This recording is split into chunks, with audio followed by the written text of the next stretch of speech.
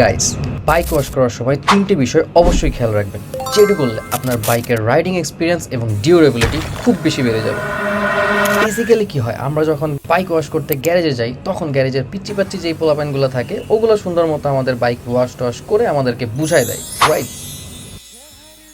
বা কিছু জিনিস আমরা মিস করে যাই, যার কারণে নতুন বাইকও খুব তাড়াতাড়ি তার পারফরমেন্স হারায় ফেলে এবং এটার স্মুথনেস আস্তে আস্তে কমে যায়। সো আমি আজকে যে তিনটি মেনটেন্যান্সের কথা বলবো, এগুলো যদি আপনারা ঠিকভাবে মেনটেন করতে পারেন তাহলে আপনিও আপনার বাইকের থেকে স্মুথ রাইডিং এক্সপিরিয়েন্স নিতে পারবেন অবভিয়াসলি। নাম্বার 1, বাইক ওয়াশ করার সময় তাদেরকে বলে দিবেন আপনার বাইকের সামনের স্পকেটের যে প্লাস্টিকের কাভারটি থাকে সেই কাভারটি খুলে এটা ভালো মতো ওয়াশ করার জন্য।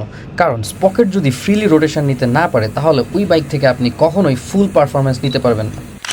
সেকেন্ড নাম্বার হচ্ছে, ফ্রন্ট এবং ব্যাকের ডিস্ক ব্রেকের যেই ক্যালিপারগুলো আছে সেই ক্যালিপারগুলো খুলে এটা ভালো মতো গ্রিস করে নেবেন। কারণ দীর্ঘদিন বাইক চালানোর ফলে এবং বাইক ওয়াশ করার পরে এটা খুব ড্রাই হয়ে যায়, যার কারণে এই জায়গায় গ্রিস করে নিলে এটা খুব ভালো মতো আপনাকে একটা ব্রেকিং ব্রেকআপ দিবে।